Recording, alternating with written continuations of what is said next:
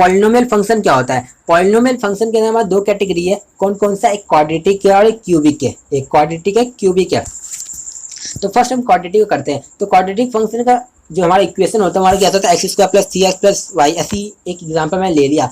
इसका मतलब जो इसका हाईएस्ट पावर होता है वो क्या होता है? स्क्वायर होता है। हाईएस्ट पावर क्या होता है? एक्स का जो हाईएस्ट पावर होता है क्वाड्रेटिक फंक्शन के अंदर वो क्या होता है? एक स्क्वायर होता है। अब यहाँ पे एक क्वेश्चन हमें बुक का ही दे रखा है और सिंपली अगर मैं बताऊं तो ये चीज देखो, f x is equal to x square is equal to हमारा क्या क्वाड्रेटिक फंक्शन है। यस, ये हमारा इस अगर इस फॉर्म में अगर एफ एक्स होगा मतलब एफ एक्स इक्वल होगा किसी एक्स स्क्वायर के तो उसे हम कहते हैं क्वाड्रेटिक फंक्शन। एंड नाउ इसको प्लॉट करना है तो उसके लिए लेट करना पड़ेगा f x is equal to y, y is equal to x square. Yes, y is equal to x square. अब देखो मैंने आपको बताया था कि एक्स स्क्वायर की वैल्यू कभी भी नेगेटिव नहीं होती, हमेशा क्या होती है? पॉजिटिव होती है। जीरो से लेके इन्फिनिटी के बीच में आती है। जीरो से लेके इन्फिनिटी के बीच में आती है, ये बात ध्यान रखना। एक्स स्क्वायर की वैल्यू जो होती है वो जीरो से लेके इन्फिनिटी के बीच में आती है कि कभी नेगेटिव हो ही नहीं सकती कि नेगेटिव का स्क्वायर ही पॉजिटिव होता है और पॉजिटिव का स्क्वायर ही पॉजिटिव होता है। देखो एक्स की वैल्यू जब मैंने जीरो डाली तो वाई में जीरो आया, एक्स में वन डाला तो वाई में वन आया, एक्स में टू डाला तो टू का स्क्वायर क्या होता है? फोर होता है। Yes, clear.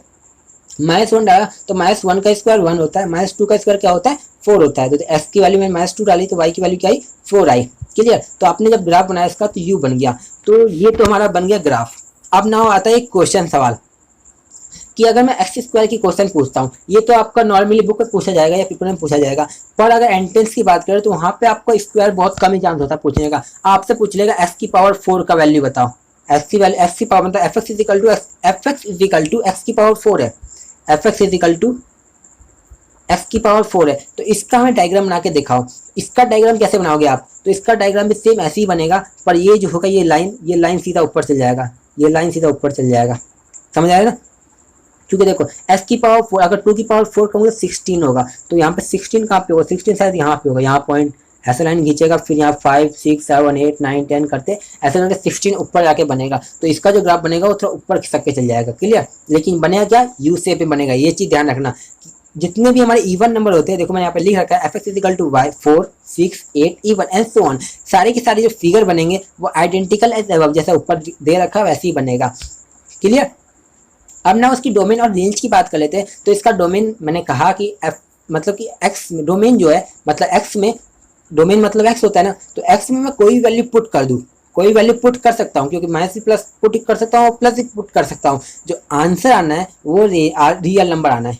रियल मतलब कि डोमेन जो है वो रियल नंबर होगा, लेकिन रेंज जो होगा वो क्या होगा? हमेशा पॉजिटिव रियल नंबर मैंने कहा ना, जीरो से लेकर इन्फिनिटी, जीरो से लेकर इन्फिनिटी को हम पॉजिटिव रियल नंबर भी कहते हैं। अब यहाँ पे कुछ सवाल उठता है कि मैं जीरो का पॉजिटिव रियल क्यों कहा? तो इसलिए कि कई टीचर बोलते हैं कि ऐसा लिखना चाहिए कि जीरो अलग पॉजिटिव रियल अलग। ऐसा आप लिख सकते हो, नहीं तो आप सिंपली आर पॉजिटिव भी लिख सकते हो या फिर आप ये भी लिख सकते हो जो मैंने ये कहा है, जीरो से लेकर इन्फिनिटी। आप इन तीनों में से कुछ भी लिख सकते हैं जो आपकी मन करे।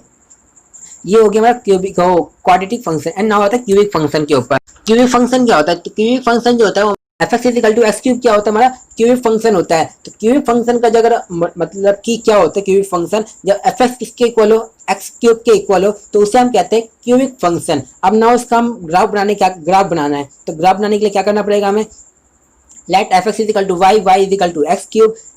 अगर एक्स में मैं जीरो डालूंगा तो वाई में जीरो आएगा, एक्स में वन डालूंगा तो वाई में वन, एक्स में टू डालूंगा तो वाई में 8 आएगा। तो टू का क्यूब क्या होता है? 8 होता है। माइनस वन का माइनस वन ही होगा, माइनस वन का क्यूब पढ़ूंगा तो माइनस वन आएगा, माइनस टू का क्यूब पढ़ूंगा तो माइनस 8 आएगा। तो ये आपकी वैल्यू आई क्यूबिक की।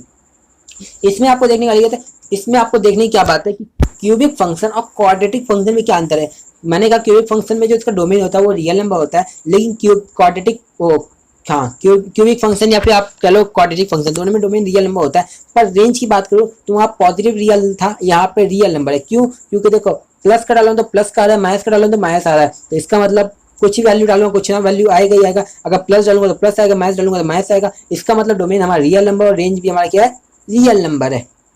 ये आ गया। अब एक क्वेश्चन सवाल उठता है कि एक सवाल क्या उठता है? अब एक सवाल ये उठता है कि एफ एक्स इजिकल टू मतलब कि हमारा जो ये क्यूब का था, अगर हम जितने भी ऑड नंबर लोगे, क्यूब लोगे, 5 लोगे, 7 लोगे, एक्स की पावर 7, एक्स की पावर 9, एक्स की पावर 11, एक्स की पावर 13 15 17 21 वगैरह जो आप लेना चाहोगे, तो इसका डायग्राम कैसे बनेगा? तो इसका डायग्राम सेम टू सेम ऐसे ही बनेगा, पर क्या होगा? ये थोड़ा ऊपर बढ़ जाएगा, मतलब कि कुछ इस प्रकार से, तो तिरछे में जाएगा, तिरछे में, है ना।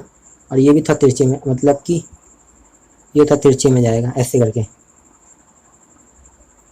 समझ आया। और यूं करके ये दोनों ज्वाइंट हो जाएंगे तो ऐसे बनेंगे। अगर आप x की पावर 5 लोगे तो x की पावर 7 लोगे तो ऐसे ही बनता जाएगा, ऐसे ही बनता जाएगा, बिल्कुल सीधा सीधा लाइन में, सीधा सीधा, हल्का स्लाइटली मतलब स्लाइटली बेंड होगा और बिल्कुल सीधे की मतलब बिल्कुल स्लाइटली बेंड होकर ऊपर की ओर जाता हुआ दिखेगा, ठीक है। तो ये था क्यूबिक फंक्शन का एक्सप्लेनेशन, इसका डोमेन और रेंज भी निकाल लिया।